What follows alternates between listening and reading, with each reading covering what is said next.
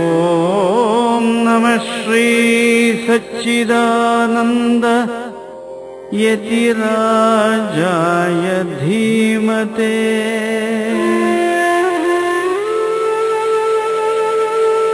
ಅದ್ವೈತಾನಂದ ತೃಪ್ತಾಯ ಜೀವನ್ಮುಕ್ತಾಯ ತೇ ನಮಃ.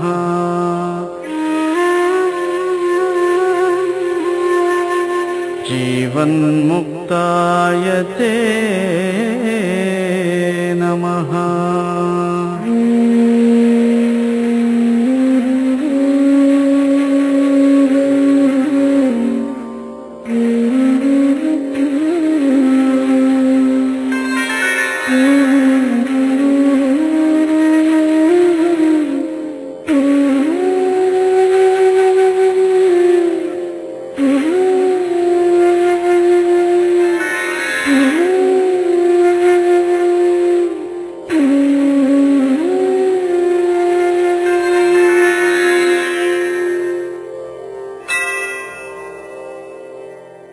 ಅಗಜಾನನ ಪದ್ಮಾರ್ಕಂ ಗಜಾನನ ಮಹರ್ನಿಶಂ ಅನೇಕದಂ ತಂ ಭಕ್ತಾನಾಂ ಏಕದಂತಮುಪಾಸ್ಮಹೇ. ಶಂಕರಂ ಶಂಕರಾಚಾರ್ಯಂ ಕೇಶವಂ ಬಾದರಾಯಣಂ ಸೂತ್ರಭಾಷ್ಯ ಕೃತೌ ವಂದೇ ಭಗವಂತೌ ಪುನಃ ಪುನಃ. ಶ್ರುತಿ ಸ್ಮೃತಿ ಪುರಾಣಾನಾಂ ಆಲಯಂ Call is now being recorded. ನಮಾಮಿ ಭಗವತ್ಪಾದಂ ಶಂಕರಂ ಲೋಕಶಂಕರಂ. ವಂದೇ ತಂ ಸಚ್ಚಿದಾನಂದಂ ಯತಿವರ್ಯಂ ಮಹಾಮತಿಂ ವೇದ ವೇದಾಂತ ಸಾರಜ್ಞಂ ಸದ್ಗುರುಂ ಪ್ರಣತೋಸ್ಮ್ಯಹಂ. ಶ್ರೀ ಗುರುಂ ಪ್ರಣತೋಸ್ಮ್ಯಹಂ.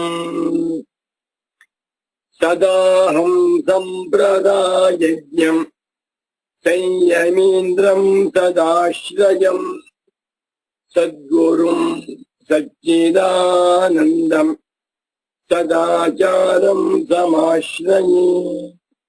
ಶ್ರೀಮಚ್ಛಂಕರ ಭಗವತ್ ಪೂಜ್ಯ ಪಾದ ಮಹಾಸದ್ಗುರುಭ್ಯೋ ನಮಃ. ಶ್ರೀ ಶ್ರೀ ಸಚ್ಚಿದಾನಂದೇಂದ್ರ ಸರಸ್ವತಿ ಸದ್ಗುರು ಪಾದುಕಾಭ್ಯಾಂ ನಮಃ. ಶಂಕರಾಚಾರ್ಯ ಸಚ್ಚಿಷ್ಯಂ ಜ್ಞಾನನಿಷ್ಠಂ ತಪಸ್ವಿನಂ ನೈಷ್ಕರ್ಮ್ಯ ಸಿದ್ಧಿಕರ್ತಾರಂ ಸುರೇಶ್ವರಮಹಂ ಭಜೆ. ನಮೋ ನಮಃ ಶ್ರೀ ಶ್ರೀ ಶ್ರೀ ಸುರೇಶ್ವರಾಚಾರ್ಯ ಸದ್ಗುರು ಪಾದುಕಾಭ್ಯಾಂ ನಮಃ. ನಮೋ ನಮಃ ಸದ್ಗುರು ಪಾದುಕಾಭ್ಯಾಂ. ಓಂ ಶಾಂತಿ ಶಾಂತಿ ಶಾಂತಿ. ತತ್ವ ಜಿಜ್ಞಾಸು ಸಾಧಕರು, ಭಗವದ್ಭಕ್ತರು, ಮುಮುಕ್ಷ ಸಾಧಕರು ಆಗಿರುವ ತಮ್ಮೆಲ್ಲರಿಗೂ ಇಂದಿನ ಸುಪ್ರಭಾತವನ್ನು ಹೇಳುತ್ತಾ, ಇಂದು ಕ್ರೋಧಿನಾಮ ಸಂವತ್ಸರದಲ್ಲಿ ದಕ್ಷಿಣಾಯನ ಗ್ರೀಷ್ಮ ಋತು ಆಷಾಢ ಮಾಸ, ಗುರು ಮಾಸದಲ್ಲಿ ಕೃಷ್ಣ ಪಕ್ಷ ತೃತೀಯ ತಿಥಿ ಸರಿಗೆ. ಇಂದು ವಾರ ಬುಧವಾರ. ಬುಧನನ್ನ ಆರಾಧನೆ ಮಾಡುತ್ತಾ ಬ್ರಹ್ಮಜ್ಞಾನ ಹೊಂದುವಂತಹ ವಾರ. ಇಂದಿನ ಸುಪ್ರಭಾತವನ್ನು ತಮ್ಮೆಲ್ಲರಿಗೂ ಹೇಳುತ್ತಾ, ಇಂದಿನ ನೈಷ್ಕರ್ಮ್ಯ ಸಿದ್ಧಿ ಪ್ರವಚನ ಕಾರ್ಯಕ್ರಮಕ್ಕೆ ತಮ್ಮೆಲ್ಲರಿಗೂ ಪ್ರೇಮ ಪೂರ್ವಕವಾದ ಹೃತ್ಪೂರ್ವಕವಾದ ಸ್ವಾಗತಗಳನ್ನು ಕೋರುತ್ತಾ ಈಗ ಕಾರ್ಯಕ್ರಮವನ್ನ ಪ್ರಾರಂಭ ಮಾಡೋಣ.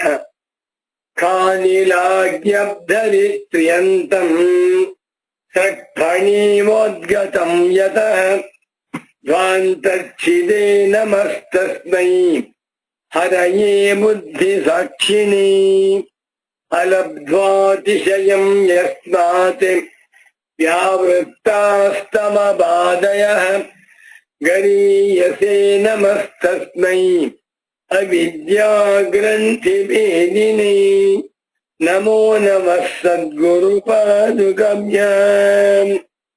ನೈಷ್ಕರ್ಮ್ಯ ಸಿದ್ಧಿ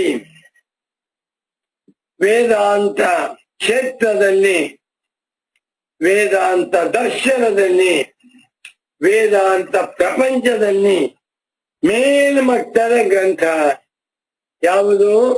ಸ್ವರೇಶ್ವರಾಚಾರ್ಯರವರ ನೈಷ್ಕರ್ಮ್ಯ ಸಿದ್ಧಿ. ಯಾವ ಮಹಾತ್ಮರು ಪುತ್ರೈಷಣ, ವಿತ್ತೈಷಣ, ಲೋಕೈಷಣಗಳೆಂಬ ಏಷಣಾತ್ರಯಗಳಿಂದ ಬಿಟ್ಟು ಮೇಲಕ್ಕೆದ್ದು ನಿಜವಾದ ಮುಮುಕ್ಷ ಸಾಧಕರಾಗಿದ್ದಾರೆಯೋ ಅಂಥವರಿಗೆ ಭಗವಾನ್ ಸ್ವರೇಶ್ವರಾಚಾರ್ಯರವರು ತತ್ವಮಸಿ ವಾಕ್ಯಾರ್ಥವನ್ನು ಉಪದೇಶ ಮಾಡ್ತಾ ಇದ್ದಾರೆ. ಇವತ್ತಿನ ಶ್ಲೋಕ 20. ಶ್ರೀ ಸುರೇಶ್ವರಾಚಾರ್ಯ ಉವಾಚ ಚತುರ್ಭಿಃ ಉಷ್ಯತೆ ಯತ್ತತೆ ಸರ್ವಶಕ್ತ್ಯಾ ಶರೀರಕಂ ಸ್ಥೂಲಾಯತೆ ತದೇವಾಹಂ ಧಿಯಾಗ್ರಾತಮಚೇತಸಾಂ. ಬಾ, ತುಂಬಾ ಚೆನ್ನಾಗಿದೆ ಶ್ಲೋಕ, ಅದ್ಭುತವಾದ ಶ್ಲೋಕ. ಶ್ಲೋಕ ಎಲ್ಲ ಗಟ್ಟಿ ಮಾಡ್ಬೇಡಿ, 4-5 ಸಲ ಹೇಳ್ತೇನೆ. ಇವತ್ತಿನ ಪ್ರವಚನದಲ್ಲಿ ಈ ಶ್ಲೋಕವನ್ನ ಕನಿಷ್ಠ ಪಕ್ಷ 5 ಸಲ ಹೇಳ್ತೇನೆ. ಉದ್ದೇಶ ಎಲ್ಲರೂ ಗಟ್ಟಿ ಮಾಡಬೇಕು ಎನ್ನುವುದು. ಚತುರ್ಭಿರುಷ್ಯತೆ ಯತ್ತತ್ ಸರ್ವಶಕ್ತ್ಯಾ ಶರೀರಕಂ ಸ್ಥೂಲಾಯತೆ ತದೇವಾಹಂ ಧಿಯಾಘಾತಮಚೇತಸಾಂ. ನಮೋ ನಮಃ ಸ್ವರೇಶ್ವರಾಚಾರ್ಯ ಸದ್ಗುರುಪಾದುಕಾಭ್ಯಾಂ. ಚತುರ್ಭಿಃ ಉಷ್ಯತೆ ಯತ್ ತತ್ ಸರ್ವಶಕ್ತ್ಯಾ ಶರೀರಕಂ. ಆರಾಯ್ತು. ಸ್ಥೂಲಾಯತೆ ತತ್ ಏವ ಅಹಂ ಧಿಯಾಘಾತಂ ಅಚೇತಸಾಂ. 11 ಪದಗಳಾಯ್ತು.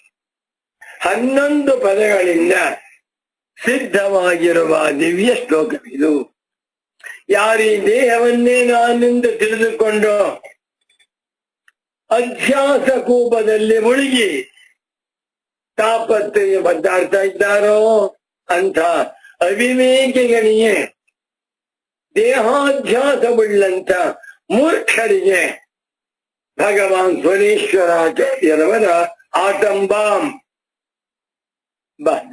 ಚತುರ್ಭಿರುಷ್ಯತೆ ಯತ್ತತ್ ಸರ್ವಶಕ್ತ್ಯಾ ಶರೀರಕಂ ಸ್ಥೂಲಾಯತೆ ತದೇವಾಹಂ ಧಿಯಾಘಾತಮಚೇತಸಾಂ.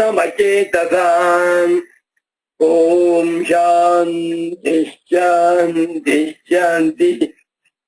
ಇದಕ್ಕೆ ಹೆಸರು ಆತ್ಮಾನಾತ್ಮ ವಿವೇಕ. ಸ್ವರೇಶ್ವರಾಚಾರ್ಯರವರು ಈ ಶ್ಲೋಕವನ್ನ ರಚನೆ ಮಾಡುವುದಕ್ಕಿಂತ ಮುಂಚೆ ಒಂದು ಗದ್ಯ ವಾಕ್ಯವನ್ನು ಬರೆದಿದ್ದಾರೆ. ಗದ್ಯ ಪದ್ಯಾತ್ಮಕಂ ಕಾವ್ಯಂ ಚಂಪೂರಿತ್ಯ ವಿನೀಯತೆ ಎನ್ನುವ ಲಕ್ಷಣಕ್ಕೆ ಈ ನೈಷ್ಕರ್ಮ್ಯ ಸಿದ್ಧಿ ಗ್ರಂಥ ಜ್ವಲಂತ ವೇದಾಂತ ಉದಾಹರಣೆಯಾಗಿದೆ. ದೇಹಾದಿ ಕಾರ್ಯಕಾರಣ ಸಂಘಾತ ವ್ಯತಿರಿಕ್ತ ವ್ಯತಿರೇಕ ದರ್ಶನ ಪ್ರತ್ಯಕ್ಷತ ಏವ ವಿರುದ್ಧಂ ಕಾರ್ಯಮುಪಲಭ್ಯತೆ. ನಮೋ ನಮಃ ಸದ್ಗುರುಪಾದುಕಾಭ್ಯಾಂ. ದೇಹಾದಿ ಕಾರ್ಯಕಾರಣ ಸಂಘಾತ ವ್ಯತಿರೇಕ ಅವ್ಯತಿರೇಕ ದರ್ಶಿನ. ಷಷ್ಠಿ ಏಕವಚನ. ಒಬ್ಬನು ವ್ಯತಿರೇಕದರ್ಶಿ, ಮತ್ತೊಬ್ಬನು ಅವ್ಯತಿರೇಕದರ್ಶಿ. ವ್ಯತಿರೇಕದರ್ಶಿ. ಇದಕ್ಕಿಂತ ತಾನು ಭಿನ್ನನಾಗಿದ್ದೇನೆ. ಈ ದೇಹ ನಾನಲ್ಲ. ಅಹಂ ದೇಹ ಸಾಕ್ಷಿ. ಅಹಂ ದೇಹಾತ್ ವ್ಯತಿರಿಕ್ತ ಚಿದಾನಂದ ರೂಪ ಶಿವೋಹಂ ಶಿವೋಹಂ ಎಂದು ತಿಳಿದಿರುವ ಬ್ರಹ್ಮಜ್ಞಾನಿಗೆ ಹೆಸರು ದೇಹ ವ್ಯತಿರೇಕದರ್ಶಿ. ಮತ್ತೊಬ್ಬನಿಗೆ ಹೆಸರು ದೇಹ ವ್ಯತಿರೇಕದರ್ಶಿ. ದೇಹ ಏವ ಅಹಂ, ಅಹಮೇವ ದೇಹ, ಅಹಂ ಮನುಷ್ಯ, ಅಹಂ ಹಿಂದೂ, ಅಹಂ ಗೃಹಸ್ಥ, ಅಹಂ ಪಂಚಾಶದ್ವಯ. ದೇಹವನ್ನೇ ನಾನು ಎಂದು ಮಾಡಿಕೊಂಡು ದೇಹ ಅವ್ಯತಿರಿಕ್ತನಾಗಿರುವಂತ ಆತ್ಮನ್ ಕಾಣುವನು. ಮತ್ತು ಇಬ್ಬರಿಗೂ ಕೂಡ ಪ್ರತ್ಯಕ್ಷತ ಏವ ವಿರುದ್ಧಂ ಕಾರ್ಯಮುಪಲಭ್ಯತೆ. ಪ್ರತ್ಯಕ್ಷವಾಗಿ ವಿರುದ್ಧವಾಗಿರುವಂತಹ ಫಲಗಳು ಕಾಣುತ್ತಿವೆ. ದೇಹವನ್ನ ನಾನೆಂದು ಮಾಡಿಕೊಂಡಿರುವವನಿಗೆ ಈ ಶರೀರ ಹತ್ತಿಯಂತೆ ಹಗುರವಾಗಿರುತ್ತೆ. ಆ ದೇಹ ನಾನಲ್ಲ ಎಂದು ತಿಳಿದುಕೊಂಡಿರುವವನಿಗೆ ದೇಹ ತುಂಬಾ ಭಾರವಾಗಿರುತ್ತೆ. ಒಂದು ಒಗಟು, ದೇಹಾದಿ ಕಾರ್ಯಕಾರಣ ಸಂಘಾತ ವ್ಯತಿರೇಕ ದರ್ಶನ, ದೇಹಾದಿ ಕಾರ್ಯಕಾರಣ ಸಂಘಾತ ಅವ್ಯತಿರೇಕ ದರ್ಶನ. ಇದನ್ನು ಪಾಠ ಮಾಡುವಾಗ ನನ್ನ ಪರಮ ಪೂಜ್ಯ ಸದ್ಗುರು ಪುಂಗವರಾದ ಶ್ರೀ ಶ್ರೀ ಶ್ರೀ ಸಚ್ಚಿದಾನಂದೇಂದ್ರ ಸರಸ್ವತಿ ಸ್ವಾಮಿಯವರು ಒಂದು ಸಣ್ಣ ಕಾರ್ಯಜಂಡಂ ಕರೆಕ್ಷನ್ ಹೇಳಿದ್ರು. ಏನು? ದೇಹಾದಿ ಕಾರ್ಯಕರಣ ಸಂಘಾತ ವ್ಯತಿರೇಕ ಅವ್ಯತಿರೇಕ ದರ್ಶಿನೋ. ಶಕ್ತಿ ವಿಭಕ್ತಿ ದ್ವಿವಚನ ಮಾಡ್ಕೊಂಡ್ಬಿಡು. ಇಬ್ಬರಿದ್ದಾರೆ. ವ್ಯತಿರೇಕ ವ್ಯತಿರೇಕ ದರ್ಶಿನೌ ತಯೋ. ಬಾ, ಇಬ್ಬರಿಗೂ ಕೂಡ ಆಗುವಂಥ ಫಲ, ಆಗುವ ಕಾರ್ಯ ಪ್ರತ್ಯಕ್ಷತೆಯೇವ ಉಪಲಭ್ಯತೆ. ಕಣ್ಣಿಗೆ ಕಾಣಿಸ್ತಾ ಇದೆ, ಯಾರು ಬೇಕಾದ್ರೂ ನೋಡ್ಬಹುದು ಅಂದ್ಬಿಟ್ರು. ಅರ್ಥ ತುಂಬಾ ಜ್ವರ ಇದೆ. ಶ್ರೀ ಸುರೀಶ್ವರಾಚಾರ್ಯ ಉವಾಚ ಚತುರ್ಭಿರುಷ್ಯತೆ ಯತ್ತತ್ ಸರ್ವಶಕ್ತ್ಯ ಶರೀರಕಂ ತೋರಾಯತೆ ತದೇವಾಹಂ ಧಿಯಾಘಾತಮಚೇತಸಾಂ. ಈಗ ಅನ್ವಯ ಹೇಳ್ತೇನೆ ನೋಡ್ಕೊಳ್ಳಿ. ಶ್ರೀರಾಮ್. ಯತ್ ಶರೀರಕಂ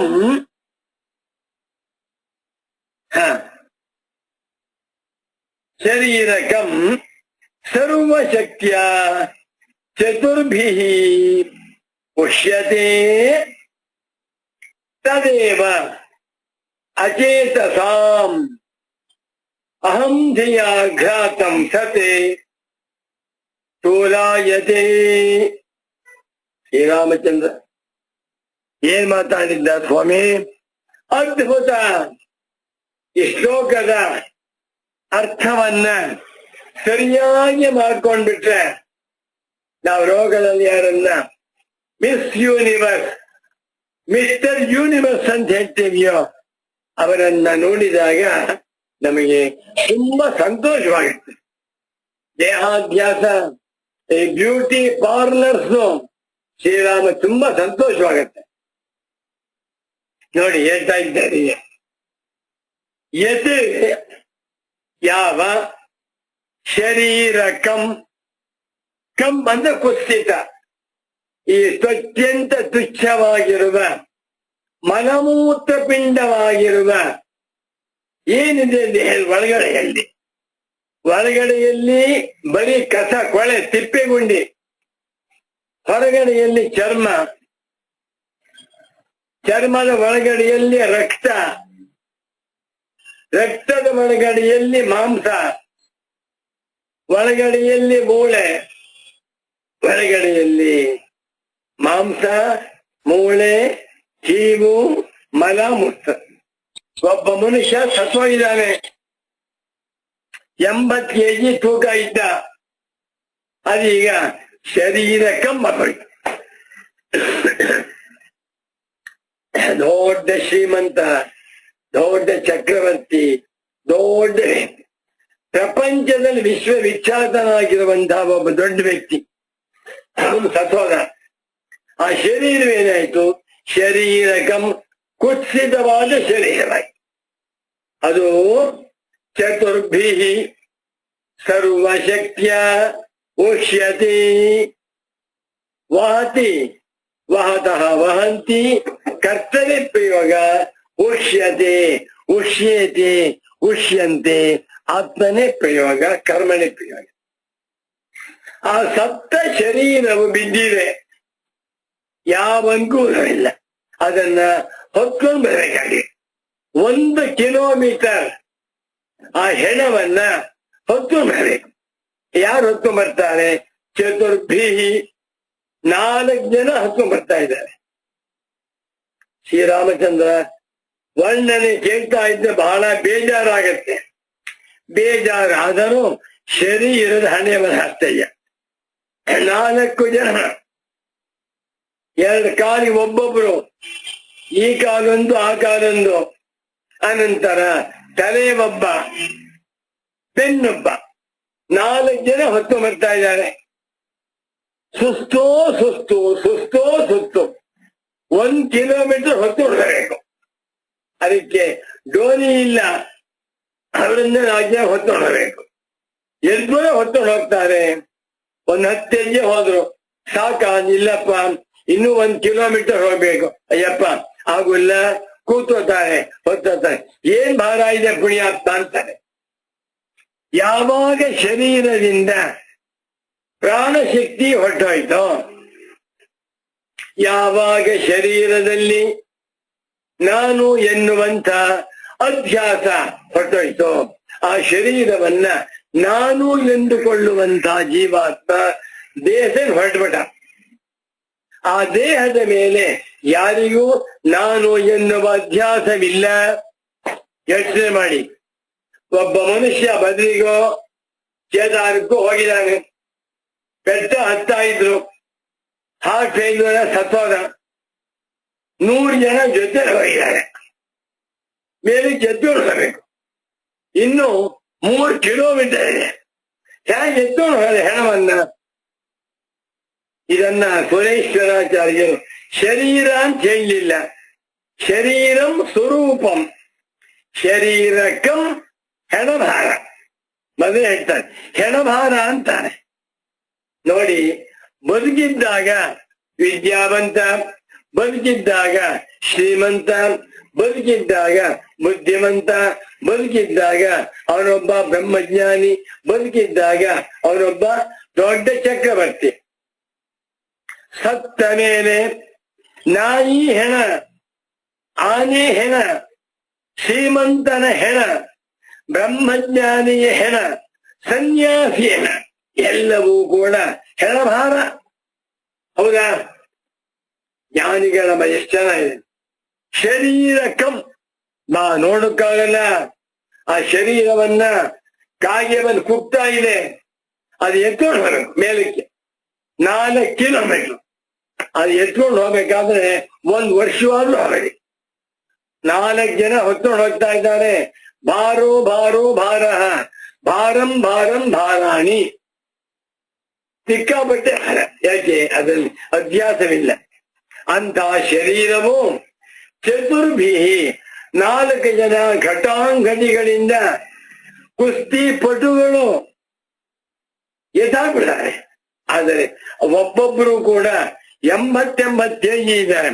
320 ಕೆಜಿ ತೂಕ, ಸುಮಾರು 400 ಕೆಜಿ ತೂಕವಿರುವಂತಹ 4 ಜನ ಗಟ್ಟಿಯಾಗಿರುವ ದೃಢಕಾಯರಾಗಿರುವಂತ ಜಟ್ಟಿಗಳು ಈ 80 ಕೆಜಿ ತೂಕವಿರುವ ಒಂದು ಹೆಣವನ್ನ ಹೊತ್ಕೊಂಡು ಹೋಗ್ತಾರೆ.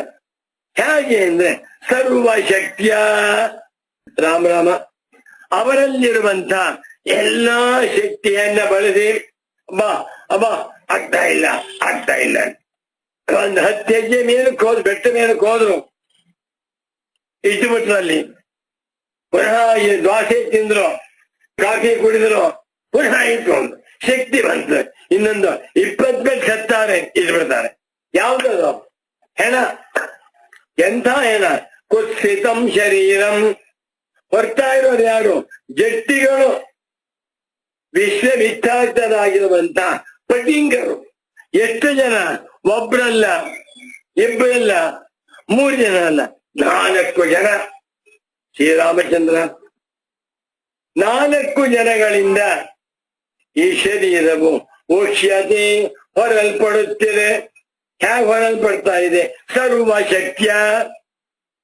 ಹಾಳಾಗೋಗ ಏನ್ ಭಾರ ಇದ್ದಾನಪ್ಪ ಈ ಪುಣ್ಯಾತ್ಮ, ಏನ್ ತಿಂತಾ ಇದ್ದೋ ಏನೋ, ಬೈತಾ ಹೊತ್ಕೊಂಡು ಹೋಗ್ತಾನೆ. ಅದು ದುಡ್ಡು ಕೊಡ್ಬೇಕು. ಒಬ್ಬೊಬ್ಬರಿಗೂ 10,000 ರೂಪಾಯಿ, 40,000 ರೂಪಾಯಿ ಕೊಡಿ. ಆದ್ರೂ ಕೂಡ ಒಂದ್ 10 ಹೆಜ್ಜೆ ಹೆಟ್ಕೊಂಡು ಬಿಟ್ಟು ಆಗೋಲ್ಲ ಅಂದ್ಬಿಡ್ತಾರೆ. ಜೋಲಿ ಆಗ್ಬಾರದು.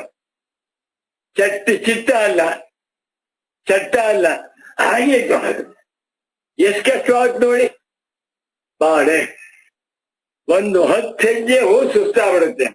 ಹಾಗೆ ಈ ಶರೀರವನ್ನ ಮಾಂಸದ ಮುದ್ದೆ, ಸಪ್ತಧಾತುಗಳ ಮುದ್ದೆ ಏನು ಇಲ್ಲ ಒಳಗೆ, ಎಂತನೂ ಇಲ್ಲ. ಆ ಶರೀರವನ್ನ ಬಗೆದರೆ, ಓಪನ್ ಮಾಡಿದರೆ ಏನು ಅಮೃತ ಇದೆಯಾ? ಚಿನ್ನದ ಗಟ್ಟಿ ಇದೆಯಾ? ನವರತ್ನಗಳಿಗೆ ಎಂತನೂ ಇಲ್ಲ.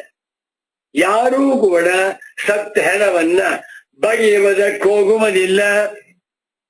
ಏನಾದ್ರು ರತ್ನಗಳು, ನವರತ್ನಗಳು, ಚಿನ್ನ ಬೆಳ್ಳಿಯ ಪೆಟ್ಟಿಗೆ ಇದ್ರೆ ಅದನ್ನು ಓಪನ್ ಮಾಡ್ತಾರೆ.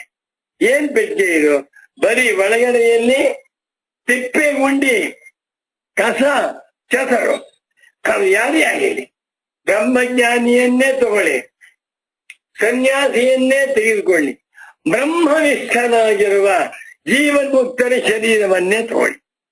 ಅಲ್ಲಿಂದ ಪ್ರಾರಂಭ ಮಾಡಿಕೊಂಡು ದೊಡ್ಡ ಶ್ರೀಮಂತನಂತೆ, ಕೋಟ್ಯಾಧೀಶ್ವರನಂತೆ, ದೊಡ್ಡ ಸಂಭ್ರಾಟಂತೆ, ಇಡೀ ವಿಶ್ವಕ್ಕೆ ಚಕ್ರವರ್ತಿ ಯಾರೇ ಆಗಲಿ, ಬ್ರಹ್ಮಜ್ಞಾನಿಗಳ ದೃಷ್ಟಿಯಿಂದ ಎಲ್ಲರ ಶರೀರವೂ ಕೂಡ ಶರೀರಕಂ. ನಾಯಿ ಶರೀರವಾಗಿರಲಿ, ಹಂದಿ ಶರೀರವಾಗಿರಲಿ, ಕೋತಿ ಶರೀರವಾಗಿರಲಿ, ಬೆಕ್ಕಿನ ಶರೀರವಾಗಿರಲಿ, ಹೆಗ್ಗಣದ ಶರೀರವಾಗಿರಲಿ, ಎಲ್ಲವೂ ಕೂಡ ಮಾಂಸ. ಏನು ಒಳಗೆ ಎಂದರೆ ಇಲ್ಲ. ಹೌದಾ? ಬಾ ಶರೀರಕಂ ಚತುರ್ಭಿ ಸರ್ವಶಕ್ತಿಯ ಏತೆ ಪುಷ್ಯತೆ. ಯಾವ ಈ ಶರೀರವನ್ನ 4 ಜನ ಸೇರ್ಕೊಂಡು ಬಹಳ ಕಷ್ಟಪಟ್ಟು, ಹಿಂದಿನ ಕಾಲದ ಮಾತು, ಈಗಿನ ಕಾಲದಂತೆ ಗಾಡಿ ಇರ್ತಾ ಇರ್ತಿಲ್ಲ. ಇವಾಗ ಒಂದು ಒಳ್ಳೆ ಇವಾಗ ವ್ಯಾನ್ ಇದೆ. ಹಿಂದಿನ ಏನ್ ಇರ್ತಾ ಇತ್ತು ಅದು ಬೆಟ್ಟ ಮೇಲೆ ಹೋಗಿ ಎಂಥದ್ದು ಇಲ್ಲ. ಅದು ಬಿಸಾಕು ಹಾಗಿಲ್ಲ. ಸ್ವಾಮಿ ಇಲ್ಲಿ ಬಿಸಾಕ್ಬೇಡಿ ಅಂತಾರೆ. ಏನ್ ಮಾಡ್ಬೇಕು? ಎತ್ಕೊಂಡು ಹೋಗಿ ಮೇಲಕ್ಕೆ. ನಮ್ ಗುರುಗಳು ಸ್ವಾಮಿ ಇವರು ಸಂತೋಷ, ನಮ್ ತುಂಬಾ ದಾನಿಗಳ ಸ್ವಾಮಿ ಸಂತೋಷ, ನಮ್ಮೂರಿನಲ್ಲಿ ಬೇಕಾದ ದೇವಸ್ಥಾನ ಕಟ್ಸಿದ ಸ್ವಾಮಿ ಸಂತೋಷ, ಇವರು ಒಳ್ಳೆ ಬ್ರಹ್ಮಜ್ಞಾನಿಗಳ ಸಂತೋಷ. ಇಲ್ಲಿ ಜಾಗ ಇಲ್ಲ, ಎತ್ಕೊಂಡು ಹೋಗಿ. ಎಲ್ಲಿಗೆ ಬೇಕಾದ್ರೆ ಎತ್ಕೊಂಡು ಹೋಗಿ, ಮೇಲಿಗೆ ಎತ್ಕೊಂಡು ಹೋಗ್ಬೇಕು. ಹೌದಾ? ಯಾಕೆ? ಅದರಲ್ಲಿ ಅಭ್ಯಾಸವಿಲ್ಲ.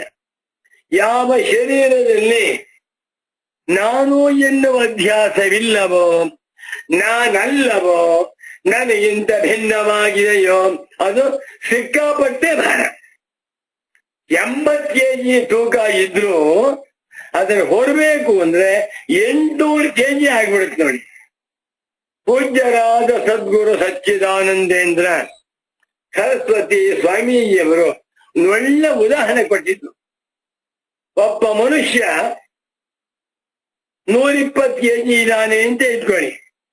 ಸುಮ್ಮನೆ ಉದಾಹರಣೆ ಕಲ್ಪನೆ ಮಾಡ್ಕೊಳ್ಳಿ. ಅವನಿಗೆ ಓಡಾಡಕ್ಕೆ ಆಗಲ್ಲ, ಕೂತ್ಕೊಳ್ಳಕ್ ಆಗುದಿಲ್ಲ, ನೆಲದ ಮೇಲೆ ಚಟ್ಲಿ ಮಟ್ಕಿ ಆಗ್ತಾ ಇಲ್ಲ, ಊಟ ತಿಂಡಿ ಮಾಡ್ಬೇಕಾದ್ರೆ ಕಷ್ಟ, ಸಂಧ್ಯಾವನೆ ಮಾಡಿ ಕೂತ್ಕೊಳಕ್ ಆಗ್ತಾ ಇಲ್ಲ. 10 ಹೆಜ್ಜೆ ನಡೆದ್ರೆ ಅಪ್ಪ ಉಫ್ ಉಫ್ ಸುಸ್ತು ಅಂತಾನೆ. ಎಂಥ ಒಬ್ಬ ಮನುಷ್ಯ ಒಂದು 20 ಹೆಜ್ಜೆ ಹೋಗಿ ಭಾರವಾಗಿ ಕಾಣಿಸ್ತಾನೆ. ಅವನು ನದಿಯಲ್ಲಿ ಸ್ನಾನವನ್ನ ಮಾಡುವಾಗ ಅವನಿಗೆ ಈಜು ಬರ್ತಾ ಇದೆ ಅಂತ ಇಟ್ಕೊಳ್ಳಿ, ಆ ನೀರಿನಲ್ಲಿ ಆ ಶರೀರ ಹಗುರವಾಗಿದೆ. ಹೌದಾ? ಆ ನೀರು ಶರೀರವನ್ನ ಹಗುರ ಮಾಡಾಕ್ಬಿಡುತ್ತೆ. ನೀರಿನ ಮೇಲೆ ಬಂದನ, ಅಯ್ಯಪ್ಪ ಅವನನ್ನ ಯಾರು ಎತ್ಕೊಳ್ಳ. ಜರಗ್ ಬಂದ, ಉಸ್ಸಪ್ಪ ಅಂತ ಕೂತ್ಬಿಟ್ಟ. ಮೇಲಕ್ಕೆ ಹೋಗ್ಬೇಕು ಅವನು. 150 ಹೆಜ್ಜೆ ತೂಕ ಇದ್ದಾನೆ. ಅವನಿನ್ನೂ ಸತ್ತಿಲ್ಲ, ಬದುಕಿದ್ದಾನೆ. ಅವನನ್ನ 100 ಮೆಟ್ಲು ಎತ್ಕೊಂಡ್ಬರ್ಬೇಕು ಮೇಲಕ್ಕೆ, ಆಗ್ತಾ ಇಲ್ಲ. ನೋಡಪ್ಪ, ಒಂದೊಂದು ಮೆಟ್ಲು ಎತ್ಕೊಂಡ್ಬರ್ಕ್ ನೀನು 1 ಲಕ್ಷ ಕೊಡ್ಬೇಕು ಅಂದ್ರೆ ಕೊಡ್ತಾನೆ. 100 ಲಕ್ಷ, 1 ಕೋಟಿ ಕೊಟ್ಟ. ಯಾರು ಎತ್ಕೊಂಡ್ಬರ್ತಾರೆ? ಎತ್ಕೊಂಬಂದು ಇಷ್ಟು ಮೆಟ್ಲಿದೆ ಭಾರ. ಯಾಕೆ ಅಂದ್ರೆ ಎತ್ಕೊಂಬಡುವಂಥವರಿಗೆ ಅದರಲ್ಲಿ ಅಭ್ಯಾಸವಿಲ್ಲ. ಅವರು ತಮ್ಮನ್ನ ಆ ದೇಹಕ್ಕಿಂತ ಬೇರೆ ಎಂದು ತಿಳಿದುಕೊಂಡಿದ್ದಾರೆ. ಶರೀರಕಂ ಚತುರ್ಭಿ ಸರ್ವಶಕ್ತಿಯ ಉಷ್ಯತೆ. ಎತ್ಕೊಂಡ್ ಬಂದ್ಮೇಲೆ 1 ಗಂಟೆ ರೆಸ್ಟ್. ಯಾರಿಗೆ? ಎತ್ಕೊಂಡ್ ಬಂದಂಥವರಿಗೆ. ಅಯ್ಯಪ್ಪ ಆಗ್ತಾ ಇಲ್ಲ, ಮೇಲೆ ಉಸಿರು ಬರ್ತಾ ಇದೆ ಅಂತಾರೆ. ಅದೊಂದು ಶರೀರ, ಮೃತ ಶರೀರ, ಹೆಣವಾಗಿ ಬಿಟ್ಟಿದೆ, ಕುಣಪವಾಗಿ ಬಿಟ್ಟಿದೆ. ಅದನ್ನ ಎತ್ಕೊಂಡ್ ಬರ್ಬೇಕಾದ್ರೆ ಎಷ್ಟು ಕಷ್ಟಪಡ್ತಾರೆ. ಯಾಕೆ ಅಂದ್ರೆ ಅದು ನಾನಲ್ಲ, ಅದರಲ್ಲಿ ಇವರಿಗೆ ಅಭ್ಯಾಸವಿಲ್ಲ. ಒಂದಾಯ್ತು. ಅದೇ ಶರೀರವು ಬದುಕಿದ್ದಾಗ ಯತ್ ತತ್ ಶರೀರಂ, ಯಾವ ಶರೀರವನ್ನ 4 ಜನ 8 ಜನ ಕಷ್ಟಪಟ್ಟು ಹೊರ್ತಾರೋ, ಉಸ್ಸಪ್ಪ ಅಂತಾರೋ, ಸುಸ್ತಾಯ್ತು ಅಂತಾರ, 10 ಹೆಜ್ಜೆಗೆ ಇಳ್ತಾ ಇದ್ದಾರೋ ಅಂತ ಶರೀರವನ್ನ ಅದು ಬದುಕಿದ್ದಾಗ ತದೇವ ಅದೇ ಶರೀರ ಅಚೇತಸಾಂ, ದೇಹಾಧ್ಯಾಸವುಳ್ಳಂತ ಅಜ್ಞಾನಿಗಳಿಗೆ ಸ್ವಾರಸ್ಯ ನೋಡಿ. ಅಚೇತಸಃ ಅಚೇತಾಃ ಅಚೇತಸೌ ಅಚೇತಸಃ ಸಕಾರಾಂತಃ ಪುಲ್ಲಿಂಗ ಅಚೇತ ಶಬ್ದ. ಗುರುಗಳು ಎಲ್ಲಾರು ಬೋರೆ ಇದು ನ ವಿದ್ಯತೆ ಚೇತಃ ಯೇಷಾಂ ತೇ ಅಚೇತಸಃ ಚೇತಃ ಚೇತಸಿ ಚೇತಾಂಸಿ ಮನಃ ಮನಸಿ ಮನ ನ ವಿದ್ಯತೆ ಚೇತಃ ವಿವೇಕಃ ಚೇತಃ ಜ್ಞಾನಂ ಚೇತಃ ಅವಬೋಧಃ ತೇ ಅಚೇತ. ಇವರು ವಿವೇಕವಿಲ್ಲದವರು. ಈ ಶರೀರ ನಾನಲ್ಲ ಎಂದು ತಿಳಿದುಕೊಳ್ಳದೆ ಹಸಿಹನವನ್ನ ನಾನು ಅಂತ ಮಾಡ್ಕೊಂಡಿದ್ದಾರಲ್ಲ, ಇವರಿಗೆ ಹೆಸರಾಯಿತು ಅಚೇತಸಃ. ಇದು ರೂಪ ಹೇಳ್ಬಿಡ್ತಾರೆ ಕೇಳಿ, ಗಟ್ ಮಾಡಿಬೇಕಾದ್ರೆ. ಸಕಾರಾಂತಃ ನಪುಂಸಕಲಿಂಗ ಚೇತಸಿ ಶಬ್ದ ಚೇತಃ ಚೇತಸಿ ಚೇತಾಂಸಿ. ಹೇ ಚೇತಃ ಹೇ ಚೇತಸಿ ಹೇ ಚೇತಾಂಸಿ ಚೇತಃ ಚೇತಸಿ ಚೇತಾಂಸಿ ಚೇತಸಾ ಚೇತೋಭ್ಯಾಂ ಚೇತೋಭಿಃ ಚೇತಸಾ ಚೇತೋಭ್ಯಾಂ ಚೇತೋಭ್ಯ ಚೇತಸಾ ಚೇತೋಭ್ಯಾಂ ಚೇತೋಭ್ಯಾಂ ಚೇತಸಃ ಚೇತಸೋ ಚೇತಸಾಂ ಚೇತಸಿ ಚೇತಸೋ ಚೇತಸ್ಸು. ನಪುಂಸಕಲಿಂಗ. ನ ವಿದ್ಯತೆ ಚೇತಃ ಜ್ಞಾನಂ ವಿವೇಕಃ ಯೇಷಾಂತೆ ಅಚೇತಸಃ. ಇದು ಸಕಾರಾಂತಃ ಪುಲ್ಲಿಂಗ. ಅಚೇತ ಶಬ್ದ ಅಚೇತಃ ಅಚೇತಸೌ ಅಚೇತಸಃ ಅಚೇತಸಂ ಅಚೇತಸೌ ಅಚೇತಸಃ ಅಚೇತಸ ಅಚೇತೋಭ್ಯಂ ಅಚೇತೋಭಿಃ ಅಚೇತಸೆ ಅಚೇತೋಭ್ಯಂ ಅಚೇತೋಭಿಃ ಅಚೇತಸಃ ಅಚೇತೋಭ್ಯಂ ಅಚೇತೋಭ್ಯಂ ಅಚೇತಸಃ ಅಚೇತಸೋ ಅಚೇತಸಾಂ ಅಚೇತಸಿ ಅಚೇತಸೋ ಅಚೇತಸ್ಸು. ಜ್ಞಾನಿಗಳ ಮಾತು ಒಳ್ಳೆ ಚಮ್ಮಟ್ಟಿಗೆ ಪೆಟ್ಟು, ಸುತ್ತಿಗೆ ಪೆಟ್ಟು. ಯಾವ ಶರೀರವೋ ಸತ್ತೋದ ಮೇಲೆ ಅದರಲ್ಲಿ ಯಾರಿಗೂ ಅಭಿಮಾನವಿಲ್ಲ, ನಾನು ಎನ್ನುವಂತ ಅಧ್ಯಾಸವಿಲ್ಲ. ಆ ಜೀವಿ ಶರೀರ ಬಿಟ್ಟುಬಿಟ್ಟ, ಅವನಿಗೆ ಅಧ್ಯಾಸವಿಲ್ಲ. ಹೊತ್ಕೊಂಡು ಹೋಗ್ತಾ ಇದ್ದಾರಲ್ಲ ಅವರಿಗಂತೂ ಈ ಹೆಣ ನನ್ನದು ಅನ್ನುವಂತ ಅಧ್ಯಾಸವಿಲ್ಲ. ಯಾರಾದರೂ ಕೂಡ ಬೇರೊಬ್ಬರು ಸತ್ತೋಗಿರುವಂತ ಹೆಣವನ್ನ ತಮ್ಮ ಮನೆ ಒಳಗಡೆ ಇಟ್ಕೊಳ್ತಾರ, ಬೇರೆ ಹೆಣವನ್ನ ಇಲ್ಲ. ಯಾಕೆ ಬೇಡ ಅಂತಾರೆ. ಅದು ಹೆಣ, ಅದು ಹೊರಕ್ಕೆ 10 ಜನ ಬೇಕು. ಅಂಥ ಶರೀರವೇ ಬದುಕಿದ್ದಾಗ, ಉಸಿರಾಡುತ್ತಿದ್ದಾಗ, ಅದರಲ್ಲಿ ಪ್ರಾಣಶಕ್ತಿ ಸಂಚಾರ ಮಾಡುತ್ತಿರುವಾಗ ತದೇವ ಅದೇ ಶರೀರವು ಸ್ಥೂಲಾಯತೆ ಸ್ಥೂಲವದ್ಭವತಿ. ಸ್ಥೂಲ ಅಂದ್ರೆ ಹತ್ತಿಯಂತೆ ಆಗುತ್ತವಾಗಿದೆ. ಯಾವ ಶರೀರ 60, 70, 80 ಕೆಜಿ ತೂಕ ಇದೆಯೋ ಆ ಶರೀರ ಬದುಕಿರುವಾಗ ಅದರಲ್ಲಿ ನಾನು ಎನ್ನುವ ಅಧ್ಯಾಸವಿರುವಾಗ ಆರಾಮಾಗಿ ಆ ಶರೀರ ಇಟ್ಕೊಂಡು ಓಡಾಡ್ತಾನೆ ಮನುಷ್ಯ. ಗುಡ್ಡ ಹತ್ತುತ್ತಾನೆ, ಮಲಿಕೊಳ್ತಾನೆ, ರನ್ನಿಂಗ್ ರೇಸ್ ಮಾಡ್ತಾನೆ, ಎಲ್ಲವನ್ನು ಮಾಡ್ತಾನೆ. 80 ಕೆಜಿ ಶರೀರ ಆರೋಗ್ಯವಾಗಿದ್ದಾನೆ, 70 ಕೆಜಿ ಶರೀರ ಆರೋಗ್ಯವಾಗಿದ್ದಾನೆ, 40 ಕೆಜಿ ಶರೀರ, 50 ಕೆಜಿ, 60 ಕೆಜಿ. ನೋಡಿ, 60 ಕೆಜಿ ಶರೀರ ಸತ್ತೋಯ್ತು, 60 ಕೆಜಿ ಇದೆ. ಅದನ್ನು ಹೊರಬೇಕಾದ್ರೆ 4 ಜನ ಬೇಕು. ಆ ಶರೀರ ಸತ್ತೋದ ಮೇಲೆ ಅದು 8 4 240 ಕೆಜಿ ತೂಕ ಆಗ್ಬಿಡುತ್ತೆ. ಯಾಕೆ? ಯಾರು ನಾನು ಅನ್ಕೊಳ್ಳೋದಿಲ್ಲ. ಒಂದು ವಸ್ತುವಿನಲ್ಲಿ ನಾನು ಎನ್ನುವ ಅಧ್ಯಾಸ ಬಂತ, ಅದು ಸ್ಥೂಲಾಯತೆ. That becomes lighter than cotton. ನನ್ನ ಶರೀರವಪ್ಪ ಅಲ್ಲ, ನಾನೇ ಶರೀರ. ನಾನು ಗುಡ್ಡ ಹತ್ತೇನೆ, ಬೆಟ್ಟ ಹತ್ತೇನೆ, ಓಡಾಡ್ತೇನೆ, ಎಲ್ಲಾ ಕೆಲಸಗಾರ. ನನ್ನ ಶರೀರ ಭಾರ ಅನ್ಸಲ್ಲ. ನನ್ನ ಶರೀರ 80 ಕೆಜಿ ಇರ್ಬೋದು, 90 ಕೆಜಿ ಇರ್ಬೋದು. ಅದರಲ್ಲಿ ನಾನು ಎನ್ನುವ ಅಧ್ಯಾಸ ಉಂಟಾಯ್ತಾ ಹಗುರ. ಯಾಕೆ? ನಾನು, ನಮಗೆ ಯಾವ ವಸ್ತುವಿನಲ್ಲಿ ನಾನು ನನ್ನದು ಅಂತಿದೆಯೋ ಅದು ತುಂಬಾ ಹಗುರವಾಗ್ಬಿಡುತ್ತೆ. ನಾನಲ್ಲ ಅಂತ ಭಾರವಾಗುತ್ತೆ. ಇದಕ್ಕೆ ನನ್ನ ಪರಮ ಪೂಜ್ಯ ಸದ್ಗುರು ಪುಂಗವರಾದ ಶ್ರೀ ಶ್ರೀ ಶ್ರೀ ಸಚ್ಚಿದಾನಂದೇಂದ್ರ ಸರಸ್ವತಿ ಸ್ವಾಮೀಜಿಯವರು ಒಂದು ಒಳ್ಳೆ ಉದಾಹರಣೆ ಕೊಟ್ಟಿದ್ರು. ಒಬ್ಬ ಗೃಹಸ್ಥ ತಕ್ಕಮಟ್ಟಿಗೆ ಅನುಕೂಲವಂತ, ಅವನಿಗೆ 2 ಮಕ್ಕಳಿದ್ದಾರೆ, 2 ಹೆಣ್ಮಕ್ಳು ಅಂತ ಇಟ್ಕೊಳ್ಳಿ. ಬಹಳ ಮುದ್ದಾಗಿ ಸಾಕ್ತಾ ಇದ್ದಾನೆ, ಒಳ್ಳೆ ಹುಡುಗಿಯರು, ವಿದ್ಯಾವಂತರಾಗಿದ್ದಾರೆ. ಮದುವೆ ಮಾಡ್ಬೇಕು, ಗ್ರ್ಯಾಂಡ ಮದುವೆ ಮಾಡ. 2 ಹೆಣ್ಮಕ್ಳಿಗೂ ತನ್ನ ಇತಿಮಿತಿಯನ್ನು ಮೀರಿ 50 ಲಕ್ಷ ಮದುವೆ ಮಾಡ್ದ. 50 ಲಕ್ಷ ಖರ್ಚು ಮಾಡಿದ್ದಾನೆ. ಅವ್ರ ಭಾರ ಅನ್ನಿಸ್ತಾ ಇಲ್ಲ. ಯಾರೋ ಭಿಕ್ಷುಕರು ಬಂದು ಸ್ವಾಮಿಯ ಕೊಡಿ ಅಂತ ಕೇಳಿದ್ರು. ಅವರಿಗೆ 10 ರೂಪಾಯಿ ಕೊಡ್ತಾನೆ. ಯಾಕೆ? ಅವರು ನಾನಲ್ಲ.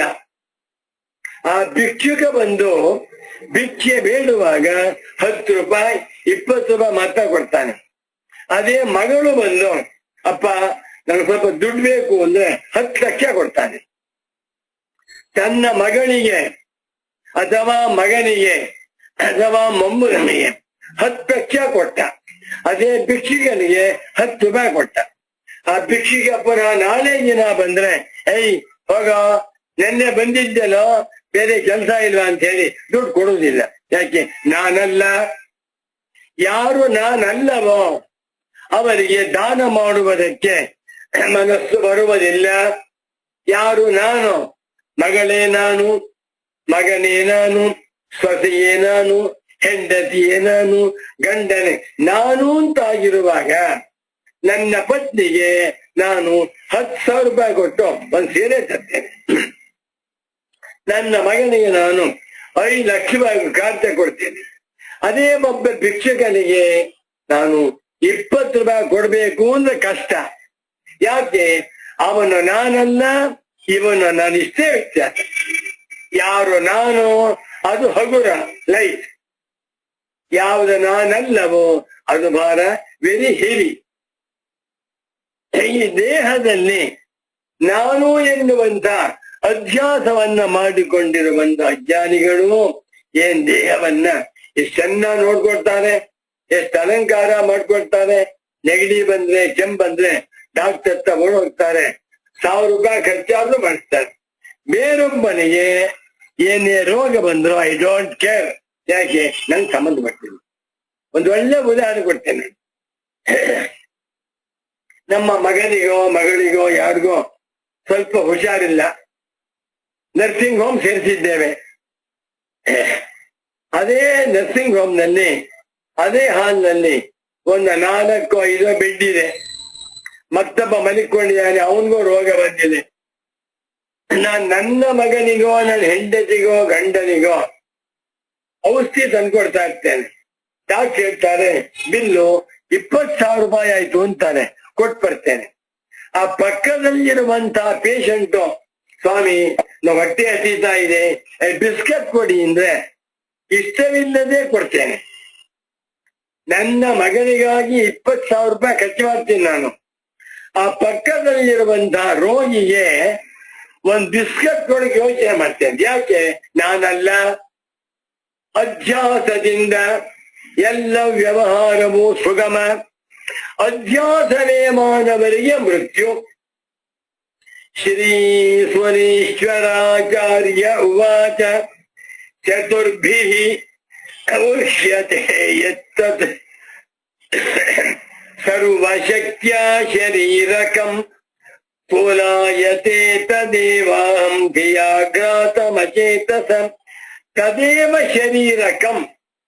ಅದೇ ಕುತ್ಸಿತವಾದ ಶರೀರ, ಅಚೇತಸ ದೇಹಾಧ್ಯಾಸವುಳ್ಳಂತ ಅಜ್ಞಾನಿಗಳಿಗೆ ಅಹಂ ಧಿಯ ಆಗ್ರಾತಂ, ಅಹಂ ಧಿಯ ನಾನು ಎನ್ನುವಂತ ಧಿಯ ಅಧ್ಯಾಸದಿಂದ ಆಗ್ರಾತಂ ತುಂಬಿಕೊಂಡಿರುವಾಗ ಶರೀರದ 100 ಭಾಗಗಳಲ್ಲಿ ಬೆಟ್ಟಿನ ತುದಿಯಲ್ಲಿ ನಾನು, ಬೆಟ್ಟಿನಲ್ಲಿ ನಾನು, ಉಗುರಿನಲ್ಲಿ ನಾನು, ಗೆಣ್ಣಿನಲ್ಲಿ ನಾನು, ತಲೆಯ ತುದಿಯಲ್ಲಿ ನಾನು, ಮೂಗಿನ ತುದಿಯಲ್ಲಿ ನಾನು, ಬೆರಳಿನಲ್ಲಿ ನಾನು. ಈ ದೇಹದಲ್ಲಿ 100 ಪಾರ್ಟ್ಸ್ ಇದೆ ಎಂದಿಟ್ಕೊಳ್ಳಿ. ಎಲ್ಲದರಲ್ಲಿಯೂ ಕೂಡ ಅಹಂ ಧಿಯ ಅಹಂ ಧೀಹಿ ನಾನು ಮಾಡ್ಕೊಂಡಿದ್ದೆ. ಎಂಥ ಮುಟ್ಟಾಳ ಇವನು, ಎಂಥ ಅವಿವೇಕಿ. ಈ ಶರೀರ ಸತ್ತೋದ್ಮೇಲೆ ಅದು ಹೆಣ ಹೊರುವುದಕ್ಕೆ 4 ಜನ ಬೇಕು. 4 ಜನವಾದರೂ ಕೂಡ ಕಷ್ಟಪಟ್ಟು ಹೊತ್ಕೊಂಡು ಹೋಗ್ತಾರೆ. ಸರ್ವಶಕ್ತಿಯ ತಮ್ಮಲ್ಲಿರುವಂತ ಎಲ್ಲಾ ಶಕ್ತಿಯನ್ನು ಹೊತ್ಕೊಂಡು ಹೋಗ್ತಾರೆ. ಆದ್ರೂ ಕೂಡ ಸುಸ್ತು ಆಯಾಸ. ನಾನು ಅಂತ ಮಾಡಿಕೊಂಡಿರುವಾಗ ಶರೀರ 50 ಕೆಜಿ, 80 ಕೆಜಿ, 100 ಕೆಜಿ, 120 ಕೆಜಿ ಇದ್ದರೂ ನನಗೆ ಆ ಶರೀರ ಹೇಗಿರುತ್ತೆ? ಸ್ಥೂಲಾಯತೆ, ಹತ್ತಿಯಂತೆ ಹಗುರವಾಗುತ್ತೆ. ಇನ್ನೇನ್ ತಿಳ್ಕೋಬೇಕು ಅಂದ್ರೆ ದೇಹಾದಿ ಕಾರ್ಯಕರಣ ಸಂಘಾತ ವ್ಯತಿರೇಕ ಅವ್ಯತಿರೇಕ. ವ್ಯತಿರೇಕ ದರ್ಶನ ಯಾರು? ಏ ವಹಂತಿ. ಈ ಶರೀರ ನಾನಲ್ಲ, ಈ ಶರೀರದಲ್ಲಿ ಜೀವಾತ್ಮನಿಲ್ಲ, ಈ ದೇಹದಲ್ಲಿ ಪ್ರಾಣ ಶಕ್ತಿ ಇಲ್ಲ. ಅದೇನು? ಕಲ್ಲು ಬಂಡೆ ಬಾ ಯೋಚನೆ ಮಾಡಿ. ಆನೆ ತನ್ನ ಶರೀರವನ್ನ ಸರಿಸ ಹೊತ್ಕೊಂಡು ಹೋಗ್ತಾ ಇದ್ದೆ. ಯಾಕೆ? ಅದು ನಾನು. ಇಷ್ಟೇ ಸರ್. ಯಾರಿಗೆ ಈ ದೇಹದಲ್ಲಿ ನಾನು ಎನ್ನುವ ಅಧ್ಯಾಸ ಉಂಟೋ ಅಂತವನಿಗೆ ಈ ಶರೀರವು ಸ್ಥೂಲಾಯತೆ, ಹತ್ತಿಯಂತೆ ಆಗತ್ತೆ. ಯಾರವರು? ಅಚೇತಸ, ಅವಿವೇಕಿಗಳು, ಅಜ್ಞಾನಿಗಳು. ಈ ಶರೀರ ಯಾವತ್ತೂ ನಾನಲ್ಲ. ಮಾಂಸದ ಮುದ್ದೆ, ತಿಪ್ಪೆ ಗುಂಡೆ ಇದನ್ನ ನಾನು ಅಂತ ಮಾಡ್ಕೊಂಡಿದಾರಲ್ಲ ಅಂತ ಅಜ್ಞಾನಿಗಳಿಗೆ ಶರೀರ ಹತ್ಯಂತೆ ಆಗ್ಬಿಡುತ್ತೆ. ಈ ಶರೀರ ಸತ್ತೋದ ಮೇಲೆ ಶರೀರ ಅಂತ ಹೋಯ್ತು. ಬಾ ನೋಡೋಕ್ಕಾಗಲ್ಲ ಕಣ್ರಿ, ಹೆಣ ಬಿದ್ದಿದೆ ಸಾರಲ್ಲಿ ಎತ್ಕೊಂಡ್ಬರ್ಬೇಕಾಯ್ತಲ್ಲ. ಹಬ್ಬ ಆಗಲ್ಲಪ್ಪ, ನೀವೇ ಎತ್ಕೊಂಡ್ಬನ್ನಿ. ಅಪ್ಪ ಯೋಚನೆ ಮಾಡ್ರಿ, ಆ ಶರೀರವನ್ನ 4 ಜನ ಜಟ್ಟಿಗಳು ಕಷ್ಟಪಟ್ಟು ತಮ್ಮ ಶಕ್ತಿಯನ್ನೆಲ್ಲ ಬಳಸ್ಕೊಂಡು ಎತ್ಕೊಂಡು ಹೋಗ್ತಾರೆ. ಆದ್ರೂ ಕಷ್ಟ. ಯಾಕೆ? ಅದರಲ್ಲಿ ಅಧ್ಯಾಸವಿಲ್ಲ. ಅಧ್ಯಾಸವುಳ್ಳವನಿಗೆ ಹತ್ಯೆಯನ್ನು ಹಗುರವಾಗುತ್ತೆ, ಅಧ್ಯಾಸವಿಲ್ಲದವನಿಗೆ ಭಾಗ. ಬ್ರಹ್ಮಜ್ಞಾನಿಗೆ ಯಾವತ್ತೂ ಶರೀರದಲ್ಲಿ ಅಧ್ಯಾಸವಿಲ್ಲ. ಮನೋಬುದ್ಧಿ ಅಹಂಕಾರ ಚಿತ್ತಾನಿ ನಾಹಂ ಅಂದ್ರೆ ಕೊನೆಗೆ ಚಿದಾನಂದ ರೂಪ ಶಿವು. ಏನ್ ಮಾತ ಜ್ಞಾನಿಗಳ ಮಾತು. ನೀವೆಷ್ಟೇ ಶರೀರವನ್ನ ನಾನು ನಾನು ನಾನು ಎಂದು ಮಾಡಿಕೊಂಡರೂ ಇದು ನಾನಲ್ಲ. ಈ ಶರೀರವನ್ನ ಸಾಕ್ಷಿಯಾಗಿ ಬೆಳಗುತ್ತಿರುವಂತ ಪ್ರತ್ಯಗಾತ್ಮನೇ ನಾನು. ಈ ವಿವೇಕವನ್ನ ಮಾಡಿಕೊಂಡವನಿಗೆ ತ್ವಂಪದಾರ್ಥ ವಿವೇಕವಾಯಿತು. ಯಾವಾಗ ತ್ವಂಪದಾರ್ಥ ವಿವೇಕವಾಯಿತೋ ಈ ದೇಹಾದಿಗಳು ನಾನಲ್ಲ ಅಂತ ಅರ್ಥವಾಯಿತು. ಅಂಥವನಿಗೆ ತತ್ವಮಸಿ ಅಂತ ಹೇಳಿದಾಗ ಹೌದು ಅಂತ ಅರ್ಥವಾಗುತ್ತೆ. ಇದನ್ನ ಎಲ್ಲರೂ ಅರ್ಥ ಮಾಡ್ಕೋಬಹುದು. ಬ್ರಾಹ್ಮಣ, ಕ್ಷತ್ರಿಯ, ವೈಶ್ಯ, ಹಿಂದೂ, ಕ್ರಿಶ್ಚಿಯನ್ ಯಾವ ಯಾವ ಭೇದವೂ ಇಲ್ಲದೆ ಪ್ರತಿಯೊಬ್ಬ ಮನುಷ್ಯನೂ ಕೂಡ ಇಂಥ ತತ್ವಮಸಿ ವಾಕ್ಯಾರ್ಥವನ್ನು ತಿಳಿದುಕೊಂಡು ಕೃತಾರ್ಥರಾಗಬಹುದು ಅಂತ ಹೇಳ್ತಾ ಇದ್ದಾರೆ. ಇನ್ನೊಮ್ಮೆ ಶ್ಲೋಕವನ್ನು ಓದ್ತೇನೆ. 5 ಸಲ ಅಂತ ಹೇಳಿದ್ದೆ, 4 ಸಲ ಆಯ್ತು, 5ನೇ ಸಲ ಓದ್ತಾ ಇದ್ದೀನಿ. ಶ್ರೀ ಸುರೇಶ್ವರಾಚಾರ್ಯ ಉವಾಚ ಚತುರ್ಭಿಃ ಮುಷ್ಯತೆ ಯತ್ತತ್ ಸರ್ವಶಕ್ತ್ಯಾ ಶರೀರಕಂ ಸ್ಥೂಲಾಯತೆ ತದೇವಾಹಂ ಧಿಯಾಘಾತಮಚೇತಸಾ. ನಮೋ ನಮಃ ಸದ್ಗುರುಪಾದುಕಾಭ್ಯಾಂ. ನಮೋ ನಮಃ ಸಚ್ಚಿದಾನಂದೇಂದ್ರ ಸರಸ್ವತಿ ಸದ್ಗುರುಪಾದುಕಾಭ್ಯಾಂ.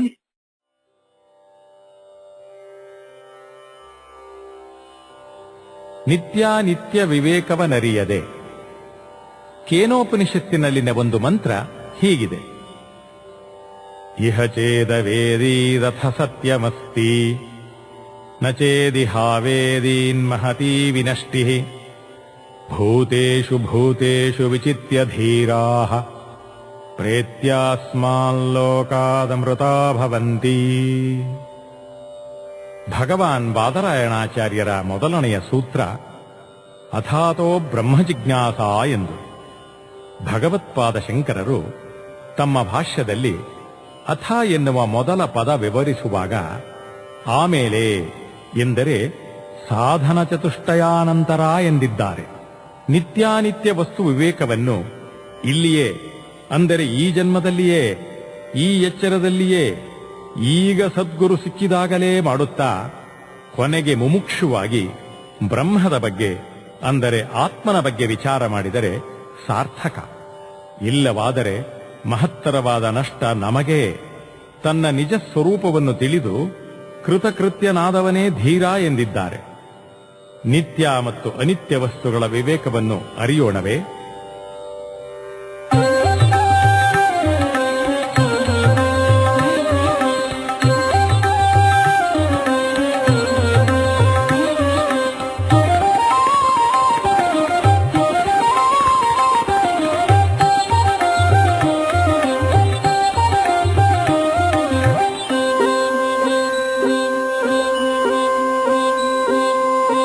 ನಿತ್ಯಾನಿತ್ಯ ವಿವೇಕವನರಿಯದೆ ಸತ್ತು ಹುಟ್ಟುವರೆಲ್ಲ. ನಿತ್ಯಾನಿತ್ಯ ವಿವೇಕವನರಿಯದೆ ಸತ್ತು ಹುಟ್ಟುವರೆಲ್ಲ. ನಿತ್ಯವಿದನು ಸುವಿಚಾರದಿ ತಿಳಿದರೆ ಸತ್ತು ಚೀತ್ತು ಸುಖರಹರಲ್ಲ. ನಿತ್ಯವಿದನು ಸುವಿಚಾರದಿ ತಿಳಿದರೆ ಸತ್ತು ಚೀತು ಸುಖರಹರಲ್ಲ ನಿತ್ಯಾನಿತ್ಯ ವಿವೇಕವ ನರಿಯದೆ ಸತ್ತು ಹುಟ್ಟುವರೆಲ್ಲ ಸತ್ತು ಹುಟ್ಟುವರೆಲ್ಲ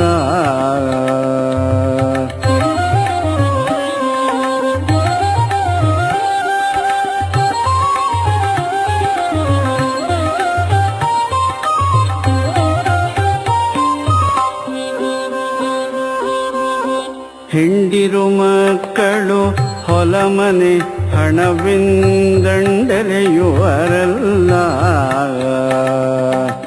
ಹೆಂಡಿರು ಮಕ್ಕಳು ಹೊಲಮನೆ ಹಣವೆಂದಂಡಲೆಯುವರಲ್ಲ ಕಂಡು ಕಾಲವಶವೆಲ್ಲವಿದೆಂಬುದ ಭಂಡತನದಿ ನೆಚ್ಚುವರಲ್ಲ ಕಂಡು ಕಾಲವಶವೆಲ್ಲವಿದೆಂಬುದ ಭಂಡತನದಿ ನೆಚ್ಚುವರಲ್ಲ ನಿತ್ಯಾನಿತ್ಯ ವಿವೇಕವ ನರಿಯದೆ ಸತ್ತು ಹುಟ್ಟುವರೆಲ್ಲ ಸತ್ತು ಹುಟ್ಟುವರೆಲ್ಲ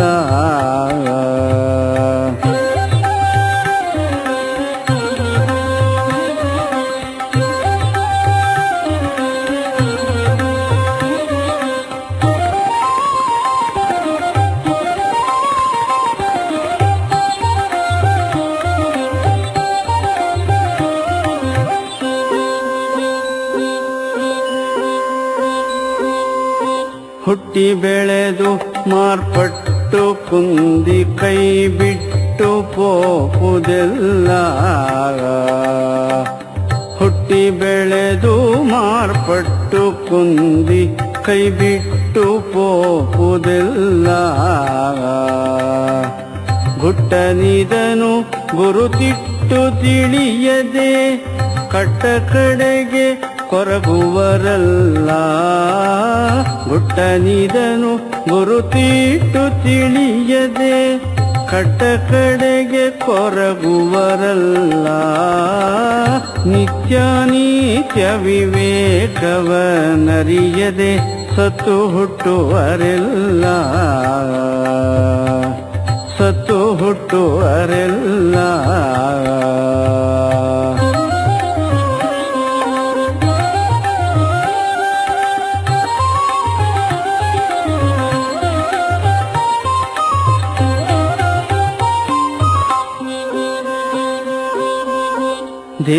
ದೇಹೇಂದ್ರಿಯಗಳೊಳ್ ಆತ್ಮ ಬೇರ್ಪಡದೆ ಸಾಹುದುಗಿಹನಲ್ಲ ದೇಹೇಂದ್ರಿಯಗಳೊಳ್ ಆತ್ಮ ಬೇರ್ಪಡದೆ ಸಾಹುದುಗಿಹನಲ್ಲ ಈ ಹದನನು ತಿಳಿದಾತ್ಮ ನಿತ್ಯನೆಂದು ಊಹಿಸಲಾರದೆ ಇಹರಲ್ಲ ಈ ಹದನನು ತಿಳಿದಾತ್ಮ ನಿತ್ಯನೆಂದು ಊಹಿಸಲಾರದೆ ಇಹರಲ್ಲ ನಿತ್ಯಾನಿತ್ಯ ವಿವೇಕವ ನರಿಯದೆ ಸತ್ತು ಹುಟ್ಟುವರೆಲ್ಲ ಸತ್ತು ಹುಟ್ಟುವರೆಲ್ಲ